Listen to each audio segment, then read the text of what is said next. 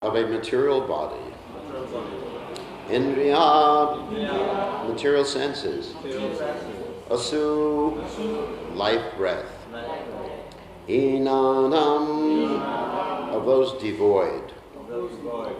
Vaikuntha Pura, of Vaikuntha. Vasinam, of the residents. Deyasam Ponda, in a material body. Samvadam, bondage. Etat, this. Akyatum arasi, please describe. So translation, the bodies of the inhabitants of Vaikuntha are completely spiritual, having nothing to do with the material body, senses, or life air. Therefore, kindly explain how associates of the personality of Godhead were cursed to descend in material bodies like ordinary persons. So purport by His Divine Grace, A.C. Bhaktivedanta Swami, Srila Prabhupada, Ki Jai. This very significant question would be difficult for an ordinary person to answer, but Narada Muni, being an authority, could answer it. Therefore, Maharaj Yudhisthira inquired from him, saying, Etad Vakyatam Arasi, only you can explain the reason. From authoritative sources, it can be discerned that associates of Lord Vishnu who descend from Vaikuntha do not actually fall. They come with the purpose of fulfilling the desire of the Lord, and their descent to this material world is comparable to that of the Lord. The Lord comes to this material world through the agency of His internal potency. And similarly, when a devotee or associate of the Lord descends to this material world, he does so through the action of the spiritual energy. Any pastime conducted by the Supreme Personality of Godhead is an arrangement by Yogamaya, not Mahamaya. Therefore, it is to be understood that when Jaya and Vijaya descended to this material world, they came because there was something to be done for the Supreme Personality of Godhead. Otherwise, it is a fact that no one falls from Vaikuntha. Of course, a living entity who desires Sayuja Mukti remains in Krishna's Brahman effulgence, which is dependent on Krishna's body, Brahmano hi pratesh taham. Such an impersonalist who takes shelter of the Brahman effulgence must surely fall down. This is stated in the Shastra in the Bhagavatam, 10th canto, 2nd chapter, text 32. Yene ravanyaksha vimuktamaninas tvayashtavavad shula budayaha aryukrishena param padam tata patanchito nadvita yusmad ongreyaha. O Lord, the intelligence of those who think themselves liberated but who have no devotion is impure. Even though they rise to the highest point of liberation by dint of severe penances and austerities, they are sure to fall down again into material existence, for they do not take shelter at your lotus feet. The impersonalists cannot reach the Vaikuntha planets to become associates of the Lord, and therefore, according to their desires, Krishna gives them Sayuja Mukti. However, since Sayuja Mukti is partial Mukti, they must fall again to this material world. When it is said that the individual soul falls from Brahmaloka, this applies to the impersonalist. From authoritative sources, it is learned that Jaya and Vijaya were sent to this material world to fulfill the Lord's desire to fight. The Lord also sometimes wants to fight, but who can fight with the Lord but a very confidential devotee of the Lord? Jaya and Vijaya descended to this world to fulfill the Lord's desire. Therefore, in each of their three births, first is Hiranyakashipu and Hiranyaksha, second is Ravana and Kumbhakarna, and third is Shishupala and Dantavakra, the Lord personally killed them. In other words, these associates of the Lord, Jaya and Vijaya, descended to the material world to serve the Lord by fulfilling His desire to fight. Otherwise, as Maharaj Yudhisthira says, Ashrateya viva iva bhati. The statement that a servant of the Lord could fall from Vaikuntha seems unbelievable. How Jaya and Vijaya came to this material world is explained by Narada Muni as follows. So, Dehendriya suhinanam Vaikuntha puravasinam Deya samanda sambodham etadakyatum arhasi. So, Om Gana Tivadanda Shah, Gananjana Shlakya Chakshur Vinitan Yena Tismai Shikavanga Maha. So, this word liberation, which devotees use quite a bit, and Prabhupada uses, and the Vedic literatures use, it's called mukti. So, technically, mukti basically means to be free from something. It doesn't necessarily mean that one goes back to Godhead. Because there's different types of mukti. We'll speak about them. First of all, there's the mukti that one gets just by following the Rath Yatra cart, just by chanting Hare Krishna once, Namabhas chanting. And that's the mukti that one becomes free from karma, free from his past activities, even something called prarabdha karma. Prarabdha karma. Prarabdha karma, there's different types of karma we have. There's kuta, bija, and then the actual act, the karmic act, prarabdha karma, aparabdha karma, not knowing what I mean by that. Kuta means the inclination to do something karmic in this world, either good or bad. There's good karma, bad karma. But both are actually entangling in the material world. So that's kuta. Kuta means inclination. And then bija means seed, that you have a desire to do something specific. And that seed can be dormant for some time. In other words, it doesn't have to act right now. Just like Prabhupada gave the example of the garbanzo beans, the chickpeas that were found in the Egyptian pyramids. And they were thousands of years old. They were dried out. But as soon as water was put on them, they sprouted again. So that's a bija. We have a seed, or hopefully we don't. But someone has a seed in the material world of enjoyment, a particular type of enjoyment. And then as soon as there's an opportunity, it comes out. I mean, just like when one's sleeping, one doesn't usually engage in different types of material enjoyment except in the subtle form. But when you wake up, you remember, I'm supposed to be lusty. I'm supposed to be greedy. I'm supposed to be angry. But even Ravana, or mundane demons like Hitler, I'm sure they looked peaceful when they were sleeping, when they woke up. So that's kuta, bija. And then when one does the actual act, following the kuta and the bija, and then after that there's the aparabdha karma, which means it's not yet manifest. There's a reaction coming for your action. Let's say you have people here who are eating cows within Fiji, right? Some people eat cows. And so they seem to be all right.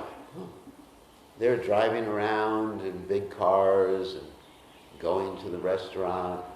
What's happening? Where's the karmic reaction? Well, as they say in India, just now coming.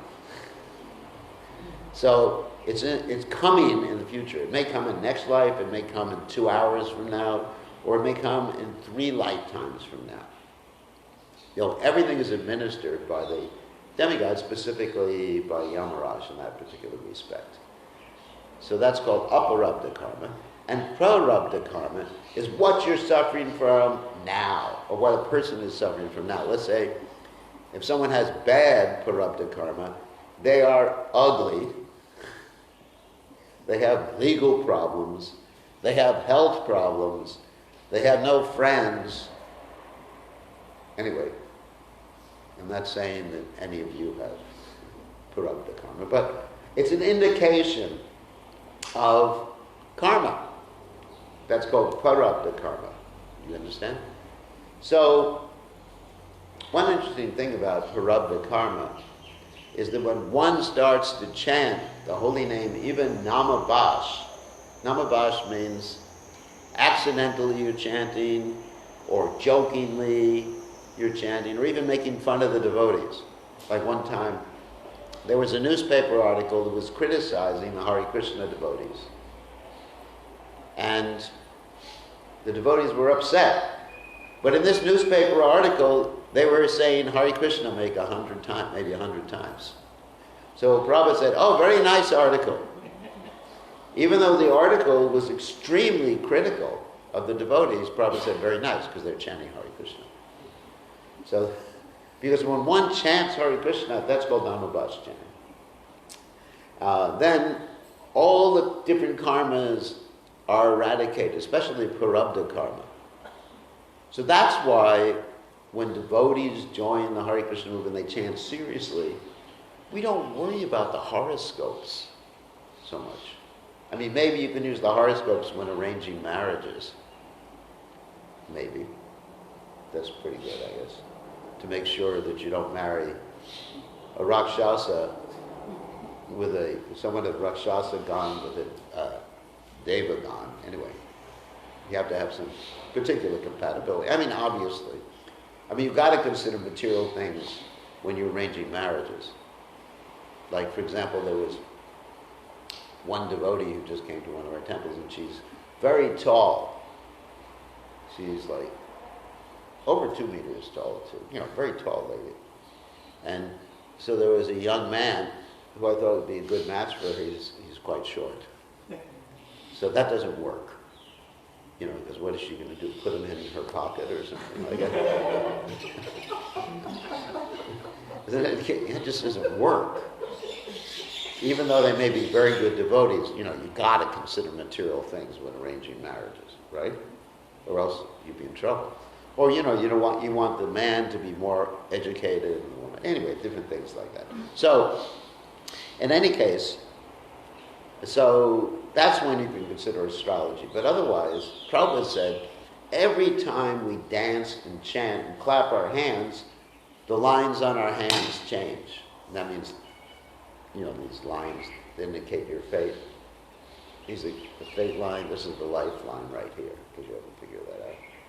It's pretty long. So you have to put up with me for a long time now. So anyway, therefore devotees don't have Prarabdha karma, Aparabdha karma, Bhuta Bija. What they do have is a token reaction for the past karma. Token reaction means, Prabhupada gave the example of a fan. Some of you have heard this example before. Like if you have a fan, you pull it out of the power point and it's still going around. There's something called momentum. It's one of the scientific laws, the law of momentum, inertia. So it keeps on going around and around and around, and it gradually slows down. So when we stop our karma, Prarabdha karma, then the reaction is gradually slowing down, but it's directly given by Krishna. So, anyway, that's what we have to be suffering for. So if we have some problem, that's what it is. Or it's Krishna arranging to purify us. You know, Krishna says that for those who he especially favors, he puts them in difficult circumstances. Yasyaham anagrinami harisye taddanam shanahai. Ever heard that verse before? Krishna says, those who I favor, I put them in difficulty. Of course, you may say, I don't want to be favored by Krishna. Let Krishna favor someone else, you know. Not me, you know. Me, I don't want that sort of blessing from Krishna. But that's Krishna's statement. And therefore, what happened? Look at the Pandavas. Look at Queen Kunti. Look at Prahlad Maharaj. All these different varieties. Dhruva Maharaj even. Krishna put them in difficulty to bring them closer to him. So that's very important. So, anyway, so this is as far as karma is concerned for a devotee. So we're not really concerned with karma. And when something happens to us, don't say it's karma. Say that Krishna's arranging it. It may be a token reaction, but Krishna's arranging it for my purification, and I have to see Krishna everywhere. Just like the story of Dharma the bull. Dharma the bull was being tortured by the personality of Kali, and he didn't blame him for the torture. What he said was that Krishna was behind it. Because Prabhupada said that if you actually blame the person who's hurting you, you get angry with him, you're just as responsible. You have to see Krishna. And of course, Krishna says in the 6th chapter of the Gita, Yomam pashati sarvatra sarvam chamayi pashati tasyaham na pranashyami sachame na pranashyati. Of course, that's an important verse, 630 in the Gita. Everyone should learn that verse. Krishna says, one who sees me everywhere and sees everything in me is never lost to me, nor am I ever lost to him. So we have to see Krishna everywhere. So anyway, so they're talking about liberation. That's one of the types of liberation. But there are other types. Another type of liberation, there's 5 other types of liberation. One is the Sayuja Mukti, which is mentioned here by Prabhupada in the purport. Sayuja means merging into the existence of the Lord, or merging into the Brahmajyoti, which is temporary mukti also. The mukti one gets from Namabas chanting is temporary mukti. The mukti one gets from merging, of course we don't do that. We don't want to merge into the existence or the energy of the Lord or the effulgence of the Lord, because that's hell. Because you don't do anything. It's boring. It's extremely boring because you can't do anything. It's like being locked in a room. Like in prison sometimes, if you've got a really bad prisoner, you put him into solitary confinement. You've heard about that before? You don't know. Never been in a prison. Well, I visited people in prisons. I used to go and preach to people in prisons. I don't do it anymore because when they get out, they forget about their Krishna consciousness. That's the problem. If they stay in their whole lives, fantastic. Then they can be great pure devotees. But when they get out, all hell breaks loose. So I've been in prison to visit people. And there's this place called solitary confinement where they're really bad prisoners. They just lock them up. They can't see anyone. They can't watch television. They can't do anything. It's just like a little tiny cell, torture. So that's Sayuja Mukti. And Prabhupada comments here, reciting this verse in the 10th canto, 2nd chapter of the Srimad Bhagavatam, that when one's in that position of Sayuja Mukti, he falls down to the material world. Ultimately, because he gets bored. So that's one type of the Mukti. We did 2 types so far. And another type is Sarupya Mukti, which means having a form similar to that of the Lord. In other words, that's what's being described here, a Satchidananda form. Because in the spiritual world, everyone has Sarupya Mukti. Because everyone has a spiritual body made of Satchidananda. And there's another type of mukti called Sharsti Mukti.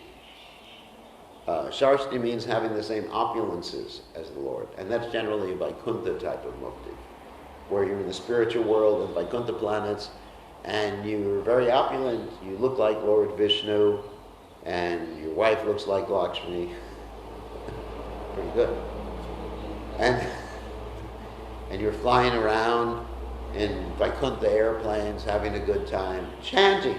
You're not just like flying around going to Disney World or something like that. But you're flying around. That's Sharsti. Salokya. Salokya Mukti means to live on the same planet as the Lord. And that's true. All the people in the spiritual world, they live on the same planet as the Lord. Samipya Mukti, to associate with the Supreme Grace. So these are the different types of liberation. So a devotee does not accept Sayuja Mukti, merging into the existence of the Lord. He considers that to be, as we mentioned before, like hell. So a devotee will accept other types of liberation, but a pure devotee doesn't ask for them. A pure devotee just asks, Mama Janmani, Janmani Shri, Bhavatad Bhakti, Ahoituki Tvaya. I just want to be engaged in your service, life after life. Or as Bhakti Vinod Thakur says, that I'll even be happy taking a birth as a worm, if the worm is in the house of a devotee. Because the worm gets to eat prasadam when he's in the house of the devotee, and gets to hear the holy names. So that's a devotee, Mamna Janmani, Janmani, and Kita Janmohoy Yatatu Yadas. That's Bengali. It means, I'll take birth as a worm if I'm your das, if I'm your servant. So these are the different types of liberation mentioned here. And so the question is given here, actually, why were these living entities cursed? And the answer is, of course, you can't be cursed if you have a spiritual body, really. Because in a spiritual body, you can't make mistakes. In a material body, we make mistakes, we cheat others, we have imperfect senses, and we're an illusion. That's part of the body. Sometimes you don't see something that exists, sometimes you see something that doesn't exist. That's called a mirage. And we certainly make mistakes. I don't think there's anyone here in this room who hasn't made a mistake, right? And we may cheat others, hopefully we don't cheat others.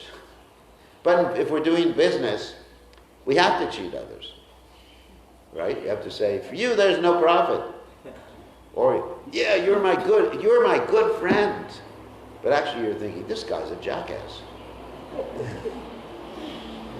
But you have to put your arm on the guy and say, or if you're a politician, you have to kiss all the babies. So, pick up everyone's babies and kiss them. And say, what a cute little baby you have.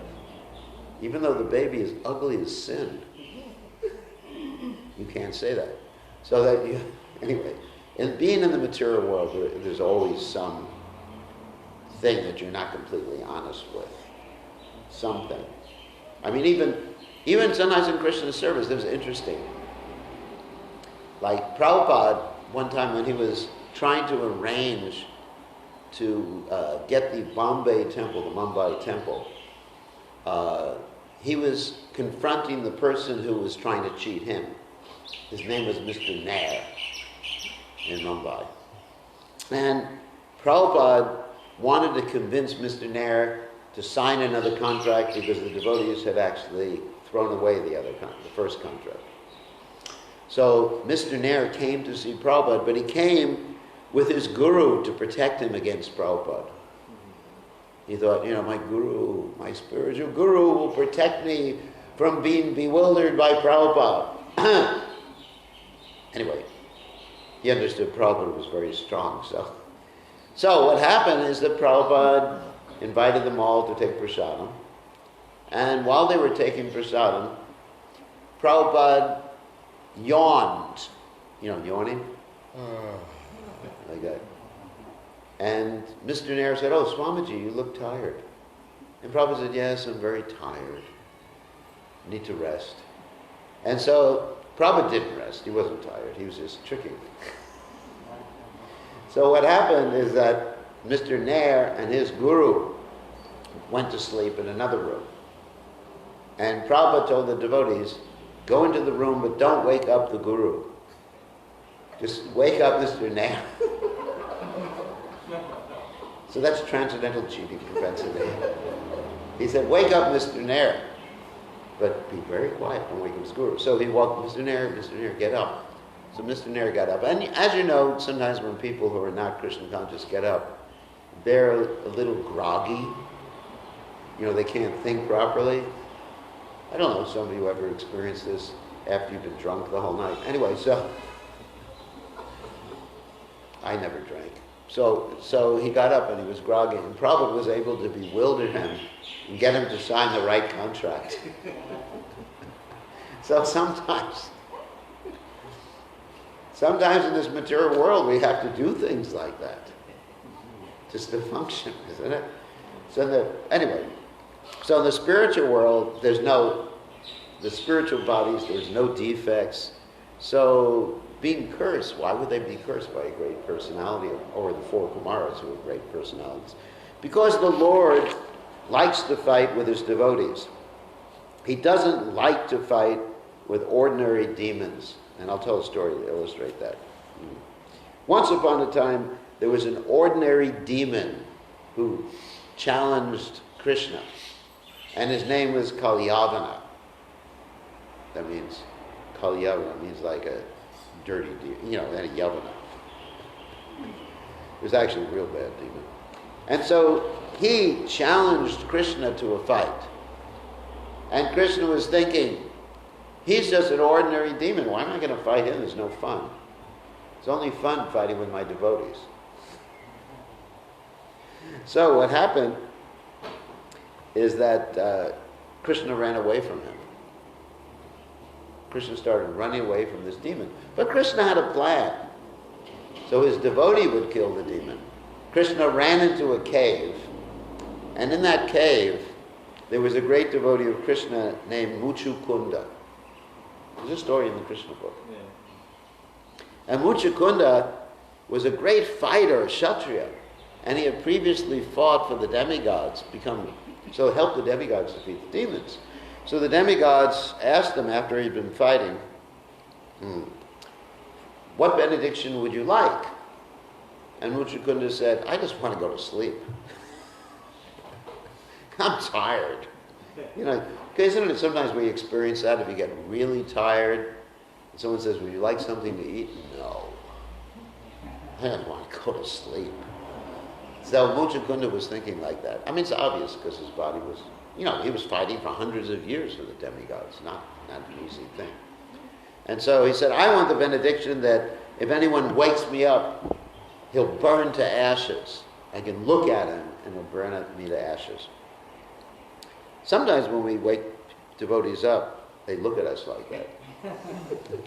When I was a young brahmacharis in charge of the other brahmacharis, I'd wake up the brahmacharis and they would not only look at me, they would threaten to hit me. Because I was very tough as a temple commander. I would sometimes drag the brahmacharis into the shower and turn on the water while they were still sleeping. We don't do that now, but in the early days we were tough. Or I played kartals in their ears to wake them up in the morning. But I made sure everybody got up for Mangalarti. This is my standard. So, Muchukunda had the benediction, that benediction. So what happened is that Kalyavana went into the cave to find Krishna. In the same cave, Muchukunda was there. And Muchukunda was covered with his blanket. When you sleep, you're covered with a blanket. And so Kalyavana goes in. Krishna's hiding in the corner of the cave, watching the whole thing. And Kalyavana thinks that Krishna is just scared and he's hiding under his blanket. So Muchukunda is just hiding under the blanket. So he thinks it's Krishna. So Kalyavana kicks Muchukunda. Get up! Fight! And Muchukunda gets up and boom! Kalyavana gets instant cremation. So therefore, Krishna didn't want to fight with him because he was too dirty. You don't like to fight with people who are dirty. They have to be clean. So that's why Jai and Vijay descended to the material world to fulfill the Lord's desire to fight. And we mentioned in the previous class, that's one of the indirect rasas, anger.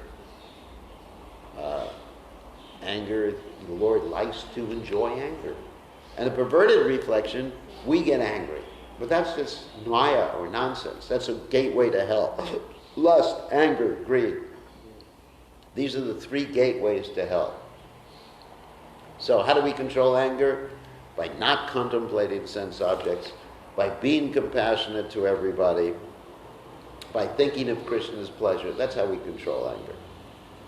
But Krishna's anger is wonderful. So if you hear about Krishna's anger, fighting his devotees in the material world, then you can conquer your own anger. If you hear about Krishna's lust, dancing with the gopis, then you conquer your own lust. You won't want gopis to dance with. You won't even want to dance with your wife. Anyway, so, except in kirtan. Then you can dance with your wife in kirtan. That's okay. No problem.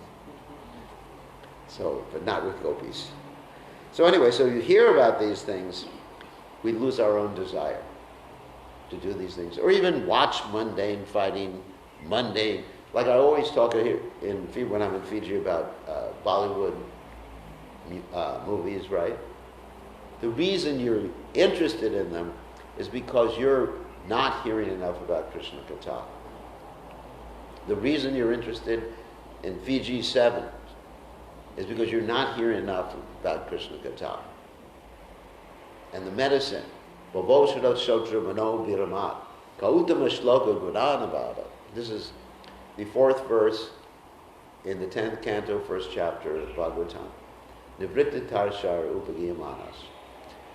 That if you want to be freed from the pain in this material world, the Tarsha, Nivritta, free. Upagiyamanas. Bhavosharat Shrotra Mano Viramat. You have to hear about Krishna. Krishna's heroic activities. Kautama Shloka Gudanavada. Krishna's activities are praised in transcendental verses. Human Virajeta Vanal Pashuk not. And only those who are engaged in killing animals will not be interested in these things. But sometimes we have to force ourselves to hear because we have jaundice-like mentality where you don't like sugar. So sometimes you have to force yourself, because sugar is the cure to jaundice. You have to force yourself to hear, and then you start to relish. That's why we have regulation. We do certain things in certain, like right now, we have Bhagavatam class. But if we ask people to have Bhagavatam class spontaneously, they would never have it. That's why you have a schedule in the temple. You have Mangalarti. Because you're not on the platform of Raganuga Bhakti. You're on the platform of Vaidhi Bhakti. So we need schedule, doing the same thing every day, a regular sadhana process. And then we will get a taste, and ultimately it'll become spontaneous. So that's all I'll talk about today. Any questions, comments, arguments, problems? No?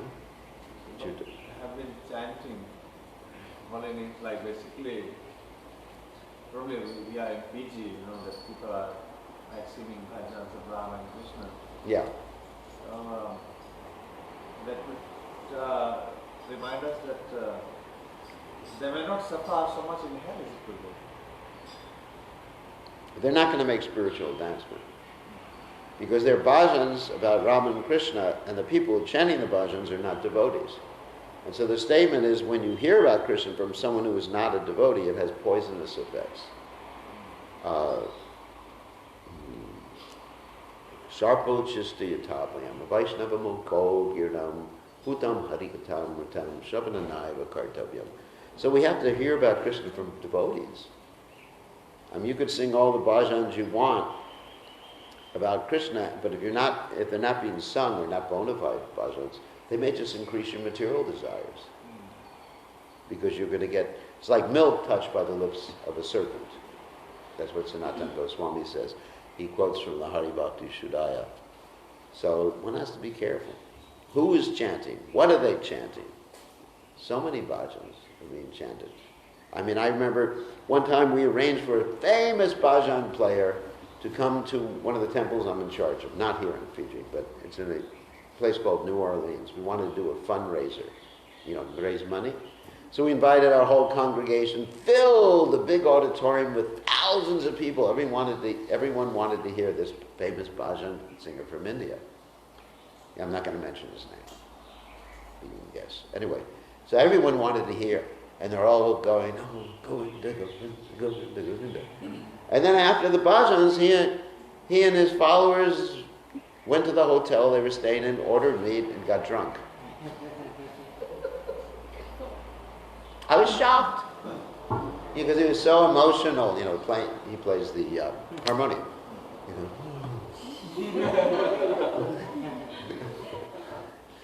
I'm sure you've seen bhajan players like that. Very expert, and his musicians, extremely expert musicians. Fantastic. He's one of the most famous in India. Of the older bhajan singers. Anyway, I'm not going to mention. And I was shocked. And so there was no spiritual benefit from hearing from such a person. But, at least the temple made money. I don't know if that's the right way to make money. It's almost like prostitution, isn't it? His money's not that important. It's like Prabhupada said, like cracking nuts with a Shalaram Shila. Why should we do such things? Invite drunkards to chant Hare Krishna. Anyway, but he is engaged in Namabhas chanting, or actually Namaparada chanting. But anyway, obviously there's some benefit for him, but he's not going to progress in spiritual life. Neither will the people who simply hear from him progress in spiritual life. That's the point. It's not Shuddhanam. The holy names do not come down through the lips, movement of the lips and the tongue. They have to descend through disciplic succession. Okay? Other questions? Even the mind and the words and the body is engaged in Krishna consciousness. Yeah. The person, even though in material body, material existence, Yeah, that's called Jivan Mukta. Yeah, if someone's engaged, Sabaya Mana Krishna Padara Vindayo, if someone is engaged, yes, and fully, then it's not considered that he has a material body. It's considered that his body is spiritual, it's still physical, but not material. Material means covered by the modes of material nature. But a pure devotee can have a physical body. Physical means he still has blood, he still has veins, he still has nervous system, still has a backbone and everything like that in the body. But it's not material anymore. It's considered spiritual, even though the body is composed of earth, water, fire, air, ether, etc. Panchamaha Bhuta. It's still considered spiritual because the modes of nature are not covering that body. In some cases, Krishna arranges for this physical body to be transformed to the spiritual body, like in the case of Dhruva Maharaj. Some cases, very rare. Don't think it's going to happen to you. The Christians think it's going to happen to them. What do they say? The bones shall rise again. You ever hear that expression? You know what? One reason why in Christianity and also the Islamic tradition, they bury people and don't cremate people, because they think at the time of the Day of Judgment, at least the Christian, the coffin will open up and the bones will come out and the person... It's scary. It's scary, isn't it? I mean, just like, if you're at the cemetery and all of a sudden, the ground starts shaking and all the skeletons come out. That's what they think. That's why they don't cremate. We cremate because we want the soul to go on and not be attached to the damn dead body. You're not that body, so, don't want to look at it for the next 10,000 years as the worms eat it. Isn't it? So therefore, so in India you have cremation, and also the Jains, they throw the body to the vultures. Did you know that? Parsis, they throw the body to the vultures. They throw, and the vultures, they watch the vulture. You know what a vulture is? It's a big bird that eats bodies. I don't think you have vultures here, do you? No. In America we have big vultures, like Garuda's size. And whenever there's a dead body, you see hundreds of them going around and around, and then they go and eat the body. And so, anyway, don't want to scare everybody here. So we believe we're not the body, and sometimes Krishna arranges for the body to be transformed into a spiritual body. But that's not generally the case. Usually it's Chakvudeham Punarjanma Naiti Mamiti. Okay. Oh, another question. You all right? You have a question? No.